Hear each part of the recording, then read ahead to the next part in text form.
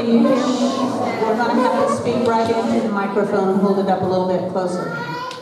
So we're going to begin here. We have one speaker that may roll in. She's had a doctor's appointment in Mattoons, so I'm not sure she's going to make it this morning, but I'll try to cover just a little bit of it. We'll have our opening with our color guard advancing the colors. Can you stand, please?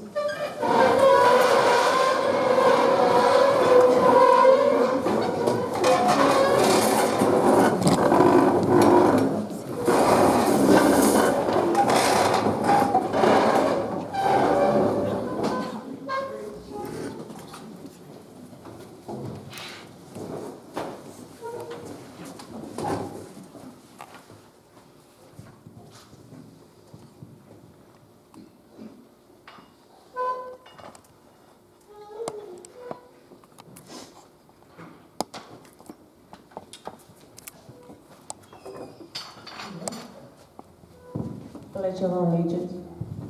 I pledge allegiance to the flag of the United States of America and to the republic for which it stands, one nation, under God, indivisible, with liberty and justice for all.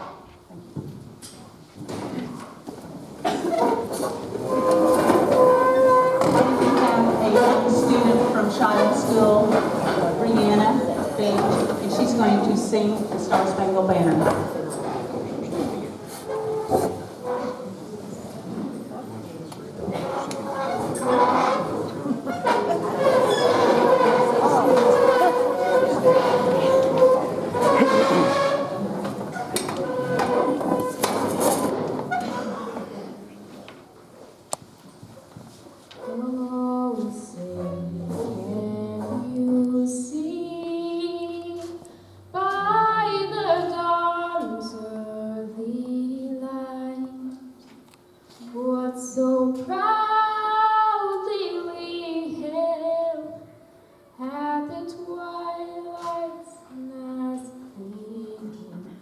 Whose broad stripes and bright stars through the perilous night, o'er the ramparts we won, were so gallantly streaming, and the rockets' red cloud, the bombs bursting in air, gave proof through the night that our flag was still there. Oh, Satan, is that star-spangled banner yet waving o'er the land of the free and the home of the brave?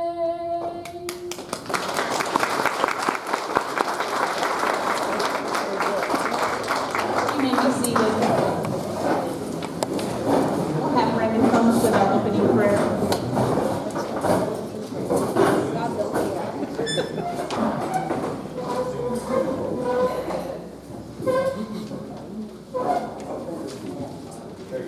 Shall we bow? Dear Lord, bless us this day as we gather as a community and a country to honor our military personnel. We know that their service has allowed us to gather and walk as free men and women in this great land of ours. Today we come to honor your sons and daughters who have served and are serving. Because of their service, we live in safety. We ask that you bless those that have previously served, and may they gain earthly and heavenly blessings from their unselfish love of country. Lord, we pause now to remember those that are currently serving, and provide them with protection and your strength and your peace, and protect their families from hurt and harm. Father, we also give recognition to our wounded warriors. We know Many are dealing with physical and emotional wounds as a result of their service to our country. We ask that you strengthen and bless them in their healing. All these things in the Lord's precious name we ask. Amen.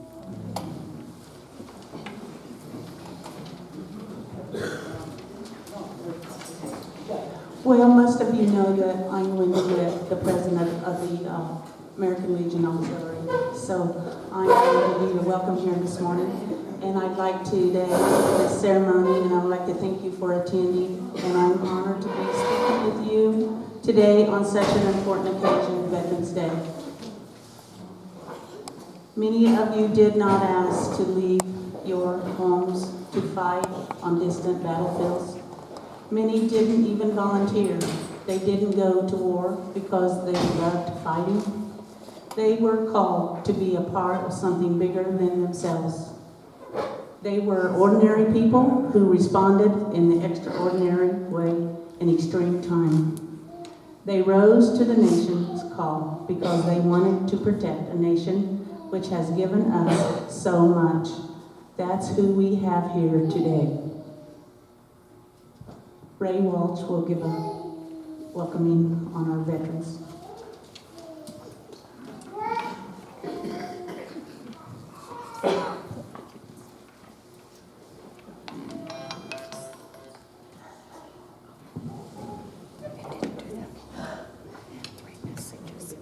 I want you to remember all those that have served in the services. I want you to. And I want you to recognize those that are still here that was in World War II. Is Joe Smith, Paul Smith, and Charles Hawks Settler. And we have one other deceased veteran that we lost just this year, which is Kenneth Combs. And I just can't praise those gentlemen enough because they went to a different ground. Whenever they was called, they were ready to go. As Linda says, not because they wanted to, but because they wanted to protect us and our country. So let's all honor those that have served and those that are serving now. We ask this all, that you just watch over each and every one of them. When you see a vet, thank him. You don't know how it makes them feel. Thank you, Mark.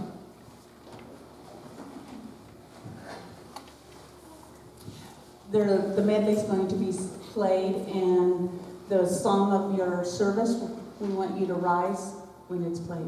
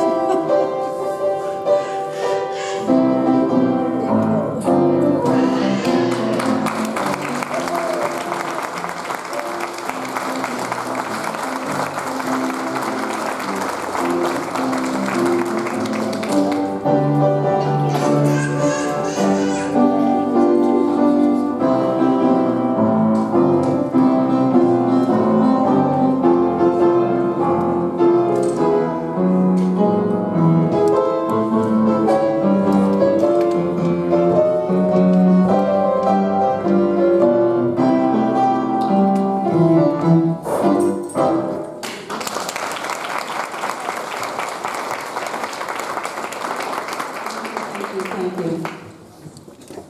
We are going to introduce our speakers this evening. Our first one's going to be Randy Graff, and then he's going to do a tribute to his father, Herman.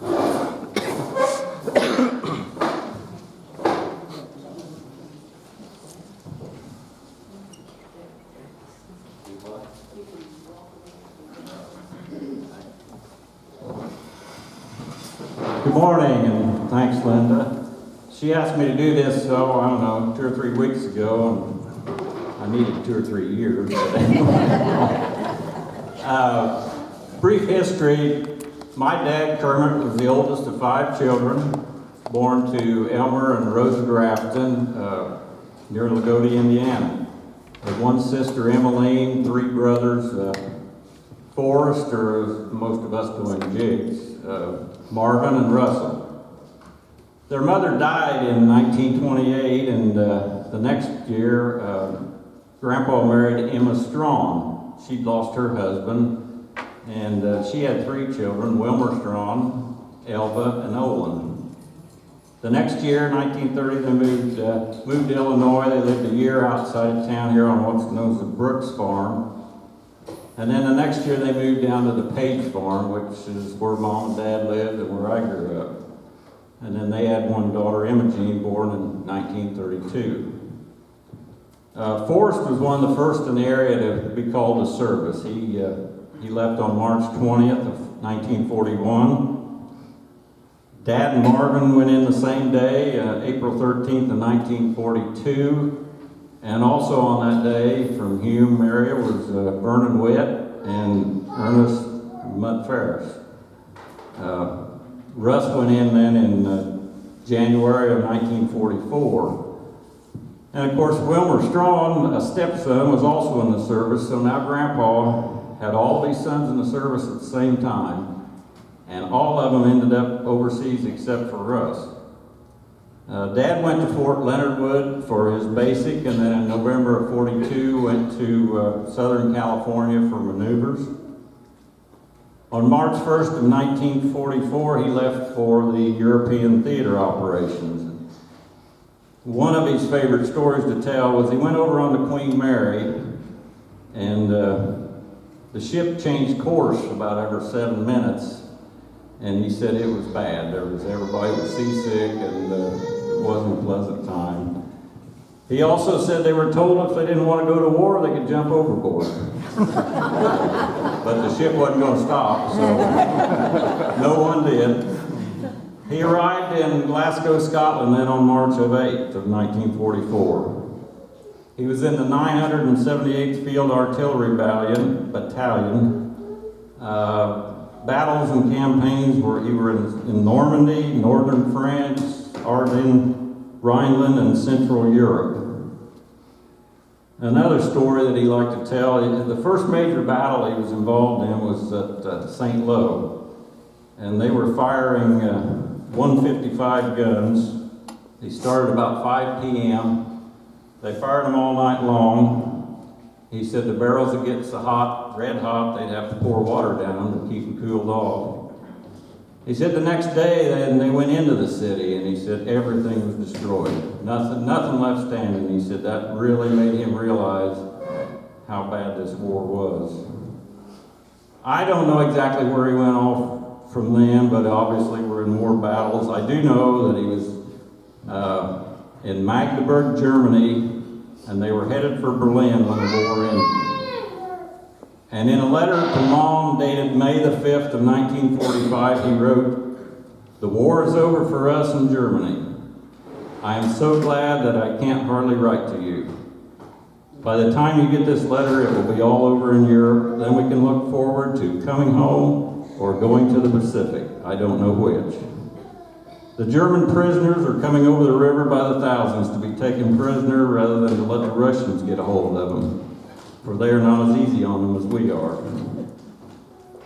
Another story he liked to tell was when the war ended, they got into some moonshine to celebrate. And he had guard duty that night, and he said, I basically just slept through it. The next morning, he said, I felt so bad, I went to the medic, and all the medic did was laugh at me and told me I'd poisoned myself. Another letter he wrote to Mom dated in August of 45, he wrote, "I am just fine and never was happier in my life. At noon today, they said we were coming home." In October, he returned home and was discharged then on October 21st, and Mom and Dad were then married next February 46. I also want to mention his brothers, especially Forrest, or Uncle Jiggs as we all know him. He never talked about the war, and Dad would say was this, that Jiggs was in the infantry and he had it pretty bad.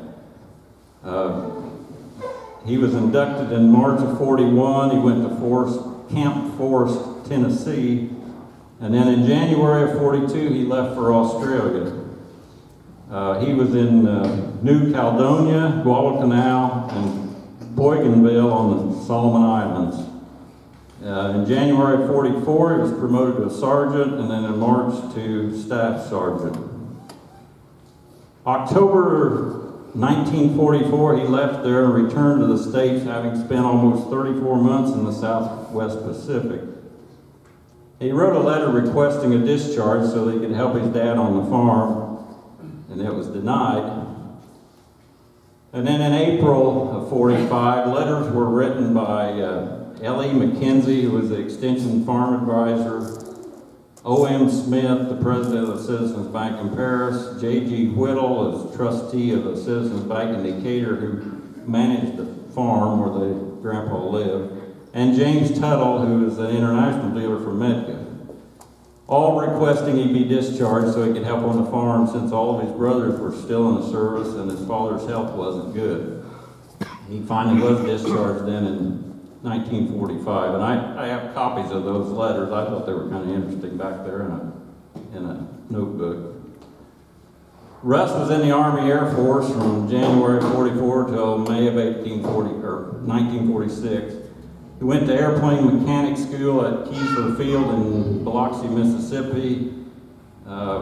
What I can see, he was also stationed in Michigan, California, and Kansas. He was never sent overseas, we think mostly because all of his brothers were already over there.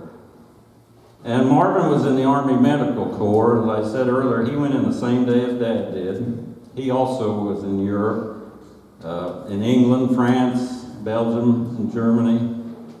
And Dad and him were able to visit each other while they were in Germany at least one time. I have a picture and a little article about that.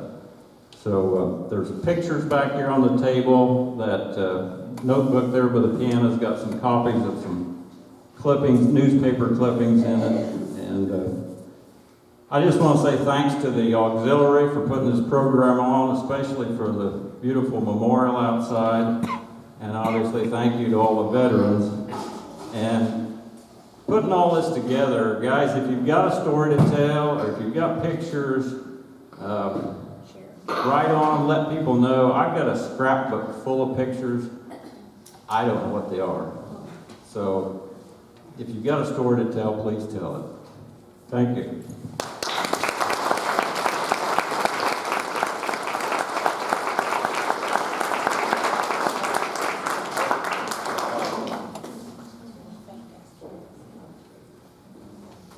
Thank you, Randy, so very much. And I'm so glad that he brought in his uncles. That's very, very important. And now we're going to have Rich Dimbo, tribute to his father, Charles.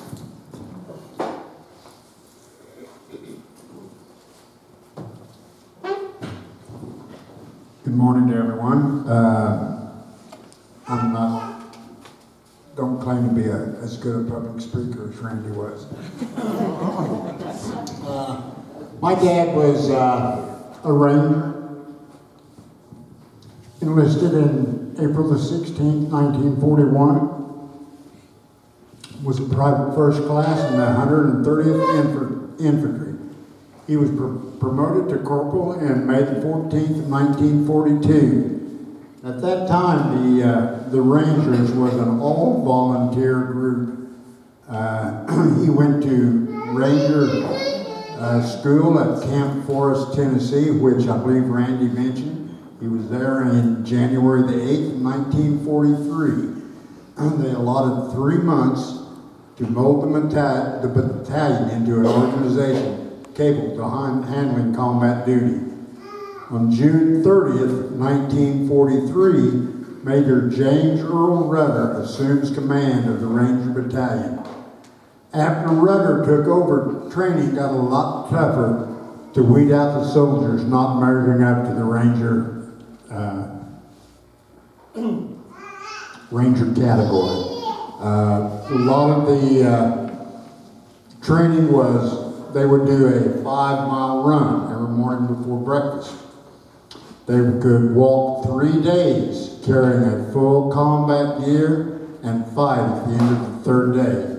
They were experts in demolition, hand-to-hand combat, small arms weaponry, cliff climbing, and over most other obstacles that got in their way. Somebody said at one time that they could move silently like a cat and strike like a ferocious bear. They relocated to Fort Pierce, Florida for scout and raider training consisting of rubber rafts, small boats, and assault with landing craft known as the LCAs. In September, they relocated again to Fort Dix, New Jersey. Various forms of training till October the 21st of 1943. They relocated again to Camp Ritchie, Maryland. They were introduced to German weaponry, equipment, and recognizing German uniforms and insignias of rank. After 2 days, they went back to Fort Dix. More training and weapons, hand-to-hand combat operation. They learned how to use flamethrowers and were into physical conditioning. At Fort Dix, in November the 1st of 1943, they were issued more clothing, barracks bags, and stenciled for troop movement. On November the 4th, 1943, all weapons were cleaned, packed away for shipment. In November the 5th, 1943, they viewed a film called Next of Kin. I'm sorry, but I'm getting kind of emotional.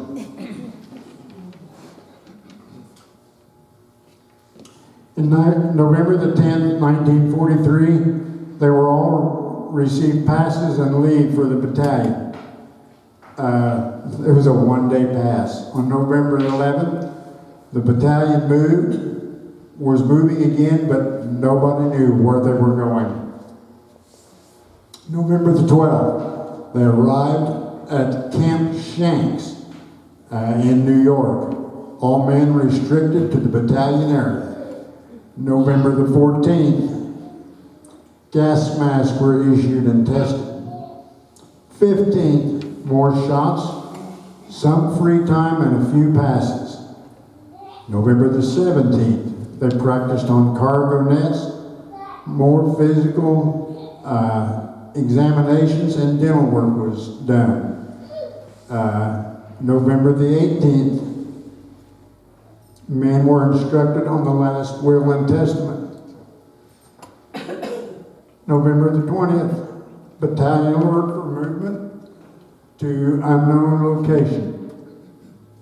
November the 21st, Rangers with packs on their back and heavy barracks bags made the long hike to the marshalling area by train. By 8 a.m. on train winding through New York City to the 49th Street and Hudson River, Pier 594. That was the report of debarkation. They boarded the ship. This I read in this book here, that the Rangers were made MPs on the ship, which the MPs didn't like to, or the Rangers didn't like the policing, the other military. The ship just happened to be the mighty Queen Elizabeth. There were 12 to 15,000 troops crowded on board. The Queen Elizabeth leaves port on November the 23rd. She passes by the Statue of Liberty And the majority of the soldiers looked back to see what, for many of them, was the last look at the United States. Queen Elizabeth dropped anchor in Greenwich, Scotland on November the 30th. December the 1st at 10 a.m., the 2nd Ranger Battalion embarked into ferry barges for the short trip to shore. At 6 o'clock in the evening, squeezed in a small compartment of a continental train for an unknown destination. The trip lasted 19 hours. On December the 2nd, they arrived at Bude Conwell, small resort on the west coast of England. Training continued until the day of invasion. The day of the invasion, my dad took a shell to the side of his head. In the upper left-hand corner of this shadow box thing is the piece of metal that was, I guess, sewed in over the hole that was taken out of his scalp. It literally looks like they took an aluminum beer can and cut it out with a pair of tin snips and then stitched it in. When I was a senior in high school in '65, his body started rejecting the piece of metal. He went to Indianapolis to the VA hospital. They removed it, and I have it, or we have it as a souvenir.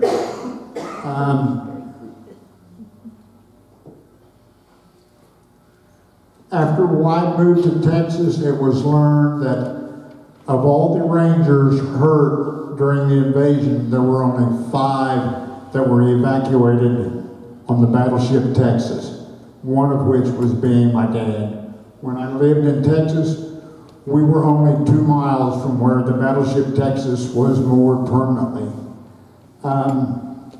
We took Dad and went over, and if you've ever been through a battleship, there are no comforts at home on those things. And he was evacuated on it. After that, I lost track where he went, but he ended up north of Chicago at Camp Grant. There's letters and cards from the military to my grandmother Betty about how he was getting along, when he was injured, and there's just a lot of interesting stuff on that table. I think it's interesting. Anyway, that's all I have to say. I appreciate Linda for asking me. I'm sorry I got so emotional, but anyway, thank you, Linda.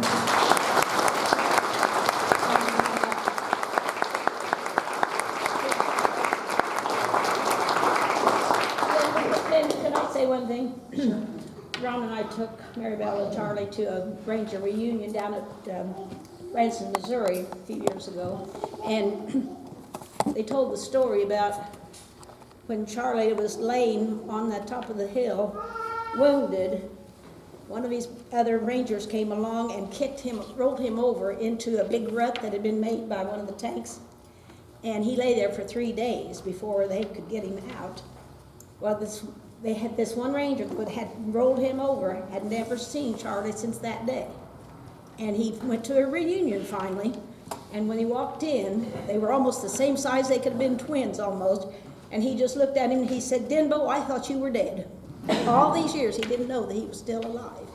So the reunions are a lot of fun. Yeah, reunions are wonderful for everyone to come back together. We had a third speaker, Sue Height. Sue is the daughter of Chuck Hostetler. Chuck Hostetler is one of our World War II veterans that's still alive. And his wife, Joetta, is here with us today. And Sue had an appointment, a doctor's appointment in Mattoon, and we were hoping that she would make it back by this time. But she hasn't made it back. But his uniform is on display right behind Mr. Henry standing up there, and a couple pictures of Chuck, and his wife, Joetta, is here with us today. I thank you for coming, Joetta. Let's stand.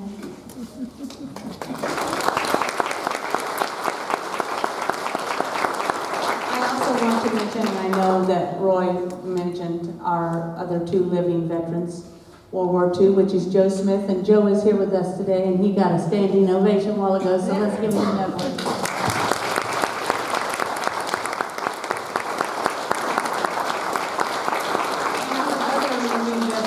World War II veteran is Paul Smith. I have a phone number for Paul's son. He travels quite a bit. It's not a good time for Paul's son to be here today. Paul's in a nursing home. So I'm not for sure where it's at, Southern Illinois maybe. And I'm hoping that if his son cannot come, that maybe we'll get his information and have it at another time.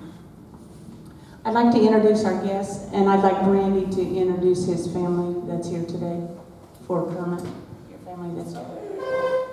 Some of them I don't know.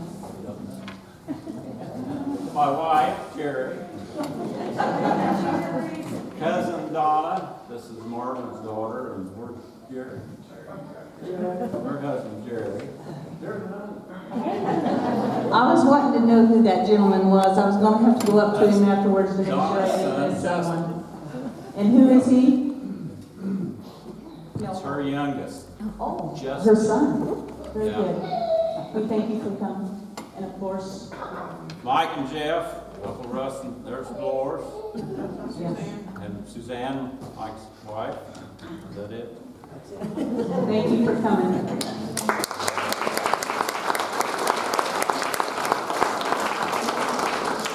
Wilmer's. Renee and Ruth Ann, Wilmer's daughter. Sure. Renee and Ruth Ann Strong. All right. Another special guest is Ray and Carol Roth. And I'd like for them to stand.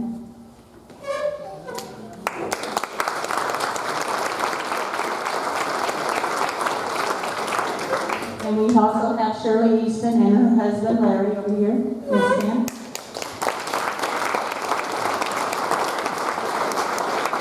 And granddaughter Stacy Luke. Oh, of course, and granddaughter Stacy Linden, I'm sorry.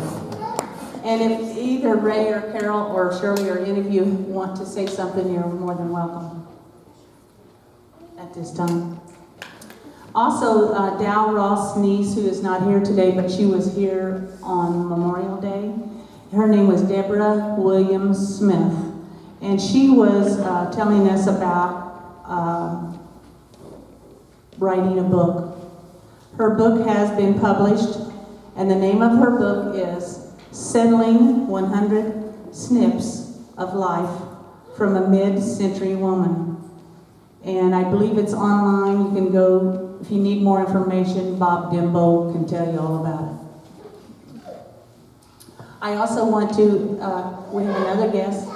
Our foreign exchange student from Germany is Helen Bergen, and want to stand, Helen? And her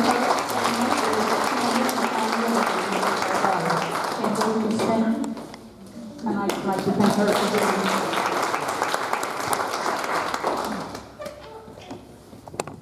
We are not going outside to the memorial. It's windy, and we thought it would be better to just have the rededication inside the building. So afterwards, anytime, we sure want you to go check it out. This dedication ceremony is a time to set apart a particular place in order to honor and memorialize those veterans who served our country in wartime and in time of peace. Today we make our founding fathers and those who have gone before us proud.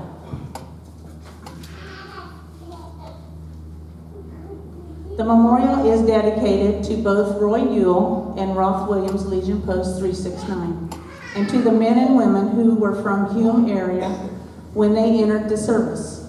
We have placed a plus as a Legion member when you look at it on the memorial, and a star for those who were killed in action. The men are listed in war eras. We have made this a veterans memorial, not a war memorial, because some of our local veterans served during peacetime. The first Legion in Hume was the Roth Ewell Post 369. They completed their charter in 1920. It was named in honor of Leroy Ewell, who was killed in a battle of Meshu, Argonne on October the 16th, 1918. He is buried in the Meshu, Argonne American Cemetery in France. There was little known of Roy Yule, but with the help of Nancy Reed of Seidel and Janet Nevlin of Monticello, we were able to find some of Roy's family. We are to believe that John Yule Jr. of Indianapolis, Indiana, is Roy's half-brother. Mr. John Yule sent us a great picture of Roy in his uniform, and that picture has been made into bronze, and it is on the south tower out here at our memorial. The picture of his father and a family picture of him when he was a small lad, and those are on the table behind Mr. Henry. These are on display and in the building, and Lois Yule Storm of Rockville, Indiana, is a cousin to Roy Yule, and she was here at our dedication when we first did our first dedication. She has also been some of our help in finding history for Roy. We acquired a copy of the Roy Yule Post Charter from the state and were able to get a complete list of all those who were the first members of this post. The first commander of the Roy Yule Post was Everett Wynn. This post disbanded in 1933. We were also able to find several World War I veterans with the help of the old Hume records that are on microfilm at the Genealogy Library in Paris. And if you have never been there, you should make a visit there because you will learn a lot. Nancy and I did most of all of that research on all of that a few years ago. And now we'll go to the Roth-Williams American Legion was chartered in 1946 in honor of the World War II veterans Boyd Z. Williams, killed December 26, 1943. And he is laid to rest at the Rich Farm Cemetery in Rich Farm, Illinois. And brothers Dow G. Roth, killed March the 3rd, and George W. Roth, killed March the 4th, both in 1945 in Germany, and they are laid to rest at the Young American Cemetery here at Hume. The first commander of this post was Wilmer Strawn. This was a grand group of men, and from what we have read through the histories of the town, they worked hard for the community and its youth. We now only have a few men left with us that are active and are chartered members. Next, we have the Korean era of members and non-members, and as with the other two wars, we have a great list of veterans. Most of these men were found with the help of the community and their classmates. Luckily, most of these veterans are with us, and some are still active in the American Legion. And there are 93 veterans of Korea. And then we have the Vietnam War era. We are blessed to have many of these veterans with us today, and there is a total of 74 Vietnam veterans. The Legion does not have many members from the remaining war eras, thank God, but Hume does have several veterans under the Grenada-Lebanon conflict of 12 veterans. The Panama conflict, we have 0. We have space in case we do find someone in our community or becomes a Legion member that we can add their name. Parisian Gulf Desert Storm, we have 8 veterans.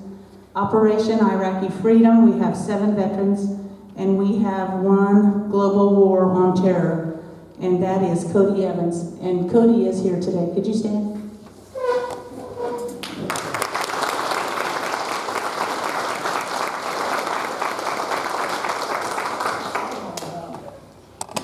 There is a closeness we can feel at this sacred place, whether you're related to someone whose name is placed here in this granite, or you can share in the kinship of being an American citizen. We are surrounded by the spirits of those who have served our country. I encourage the students here today to visit the memorial often. As free Americans, it belongs to you too. Here you will find the true heroes of places you learn or will learn about in your history books today. I want to share with you a little bit more extensive about our memorial. The auxiliary members worked hard with luncheons, basket bingo, silent auctions, and fundraisers. Without these women, this would never have been possible. Without their hard work, the ladies have put in all through the years and all the preparation on everything that comes forward up here to have any type of a service. Also, our wonderful giving community. They stepped up and contributed graciously. By each check that came in was welcomed. There were tears from Nancy to me. Each time we would receive, we couldn't wait to call each other. We never knew what was coming next. We couldn't wait to tell the auxiliary members, on phone or at meetings. How they knew we was still needing more money, we didn't know. Our expenses started. First of all, the challenge was ahead of us. We thought it'd be real simple. Everybody says, you just hand them a piece of paper with all the names, and they'll put them on it. They'll put it on the memorial. They'll design it all for you. It'll be real simple. Well, ask Nancy. It wasn't simple. First of all, we started with a monument company, and we had them come up and look at it, and in the back of Nancy and I's mind, we really wanted the names to be engraved in granite. Well, to make a long story short, our visits and our communications didn't work. And we were pondering with time running by. And so one day I told Nancy, I said, we're gonna switch gears. And she says, well, how are you gonna do that? Because the other company has the picture of Roy Yule, that bronze picture of Roy Yule. So I gotta go back there and tell them to give me Roy Yule's picture.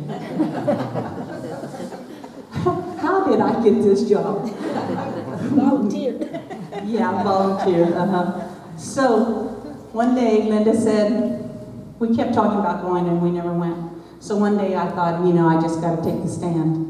And one day I just took off a spur of the moment and called Nancy. I'm on my way to Charleston and I'm going to get that picture. And if they ask me any questions, I'll just tell them we had some problems with communication. If you want to go any more extensive, we'll explain it to you, what our problem is. So handed it over to me without a problem, without a question, without anything. I think they were probably maybe glad to get rid of us because the challenge was going to be really big. Because, as you notice out here, if you've looked at the memorial, we have names on the north tower. Before, we had all names in the big middle tower. And if we would have, they only wanted to etch. There's a difference between etching and engraving. Etching, you can slide your hand across and you'll feel a little bit of indentation. The pictures of the Williams and the Ross are etched. So run your fingers across, that's what it's called, etching. Engraving is when you can put your finger in and follow that letter to know its name. And another thing, we wanted everything in alphabetical order. Ooh, these computers, they sure messed us up. And also computers today, they have spell check, Well, Russell is spelled R-O-S-S-E-L-L, but Russell is spelled R-U-S-S-E-L-L. Well, the computer would correct us every time. Or Warren is spelled W-A-R-E-N, and some have two R's, and it just goes on. So every proofing of every paper was tremendously mind-boggling. So we decided one day that we were going to go with Dan Spence Monuments in Charleston. This company bought out Safford's Memorial in Paris. Their main office is in Charleston. Very easygoing gentlemen. It's a family-run company. They're smaller than some of your bigger companies around. We had him come, and we told him we wanted granite, and yeah, he said he could do that. And do you have any idea how much this might cost? Well, these I'm a little bit afraid to say, but maybe we could do it for $4,600. Well, Nancy and I looked at each other. We kind of knew how much money we had, and we kind of knew our budget, and we knew what we could go back to the auxiliary and tell them. So we said, we think we'd like to do this with you. And but first of all, you got to tell us how big each name is going to be. You know, how tall is it going to be? Because that was another story with the first company. They were going to be really small. So he said that we were going to have to go up 3 bricks higher. And we looked at each other like, is that possible? And he said, yeah, that's possible. And so, you know, our dollars are adding up in our head. So we start out with our